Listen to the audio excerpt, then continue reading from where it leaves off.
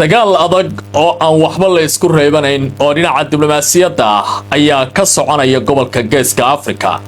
Dagaalkan waxa uu ka soo tallaabay bariga dhexe waxana uu iminka u muuqanayaa bartoloolanka inay noqotay Soomaaliya. madaxweynaha Jamhuuriyadda Federaalka ee Soomaaliya Xasan Sheekh Maxamuud ee waqtigiisa uu gabagabada yahay ayaa wareysi dhinacyo badan taabanaya oo qiyaasaadka soconaya 25 daqiiqo waxa uu siiyay telefishinka qadar laga leeyahay ee Al Jazeera. waraysiga ayaa lagu hordhigay inta badan xiisadan taagan xagga siyaasadda diblomaasiyadda iyo waliba waxa Soomaaliya ay ka yeelayso. madaxweyne Xasan Sheekh ayaa soo bandhigay 3 dalab oo la hordhigay Somaliland oo ku aadan in ictiraaf Israa'iil ay uga bedelanayso kuwaas oo dhammaantood ku tilmaamay in ay qatar weyn oo galgalaysa ku yihiin iska daa Soomaaliya ee Geeska Afrika.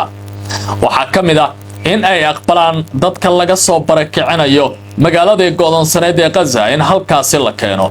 iyo sidoo kale in Israa'iil laga siiyo saldhig military Somaliland iyo waliba in loo ogolaado in ay sahan ka sameeyaan oo ay dulimaadyo iyo duqeymo ka sameyn karaan gudaha waddanka Yemen oo Israa'iil ay halkaasi adeegsanayso. dhammaan qodobadan sida dawladda federaalka ay u sheegaysa haddii ay yihiin kuwa sax ah waxay muujinayaan halis weyn oo dhinaca mustaqbalka ah oo taabanaya Soomaaliya isla markaana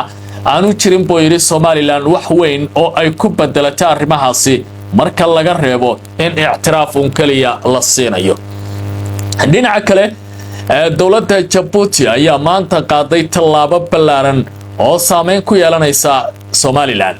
waxa guud ahaanba wasaaradda amuraha dibadda Djibouti oo fulinaysa amar madaxweyne oo ka yimi Ismaaciil Cumar Geelle hogaamiyaha Jamhuuriyadda Djibouti lagu xiray xafiiskii xiriirka diblomaasiyadda Somaliland ay ku lahayd halkaasi oo ay kala tacaamuli jirtay qaar ka mid ah dawladaha waaweyn ee galbeedka iyo kuwa bariga Afrika iyo bariga dhexe ku yaala intaba.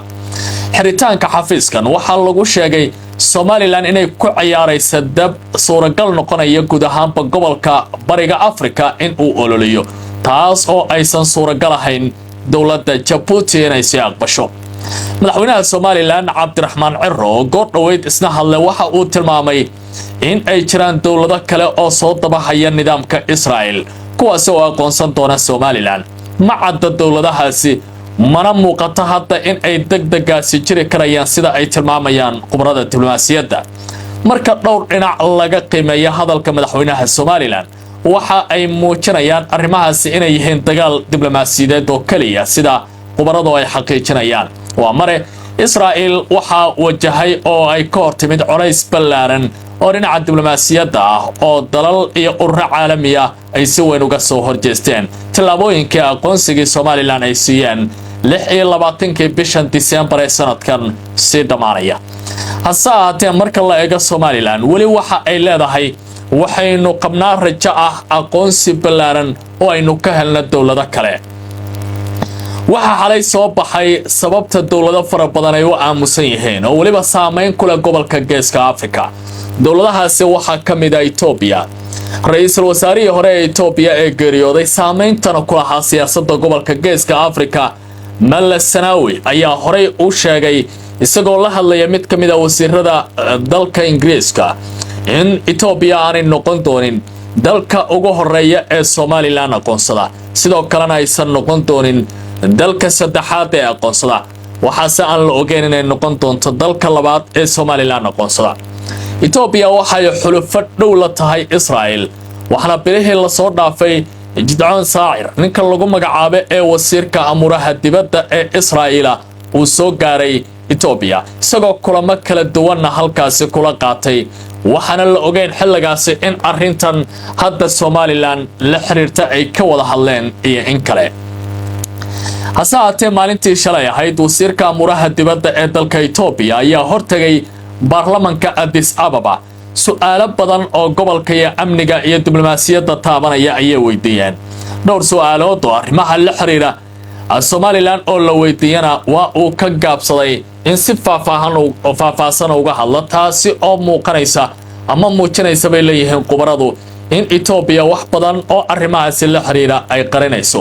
sanadkii 2024 koodii bishii January dood adag ayaa dhex martay dalalka Itoobiya iyo Soomaaliya kadib markii Abiy Ahmed ra'iisul wasaaraha waddankaasi uu Somaliland u sheegay in ay wada galeen is-afgarad mararka qaar la tilmaamayaba in Itoobiya ay aqoonsi siinayso Somaliland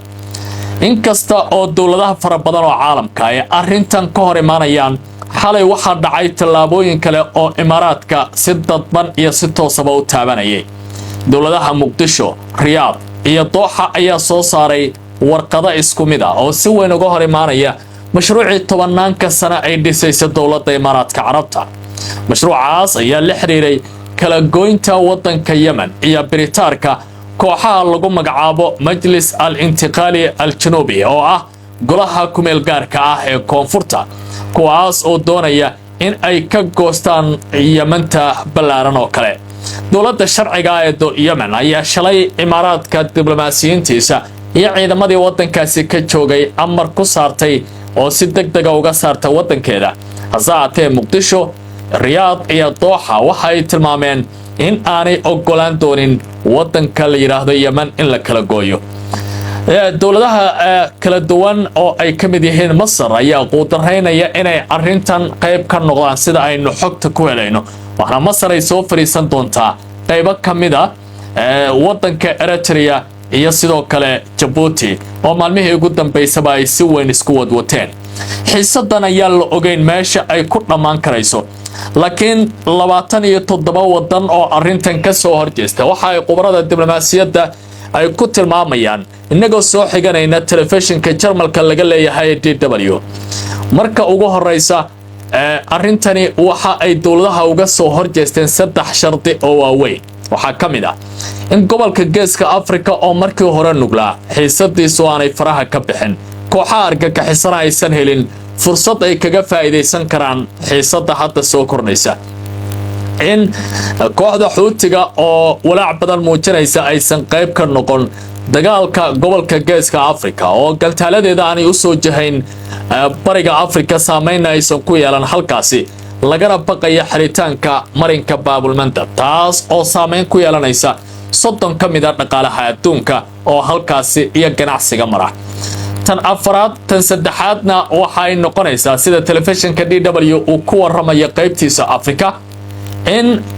arrintan aysan Britaanin oo aysan u noqon gool ay hiigsan karayaan dhinacyada doonaya gooni u goosadka caalamka isla markaana sharciyadii adduunka aysan lumin sida daraadeed aqoonsi kasta oo la siiyo Somaliland ma noqon doono mid macno leh ay qubarada ku tilmaamayaan arrintan soo dhawaada khiyaarta nala socotay oo maasan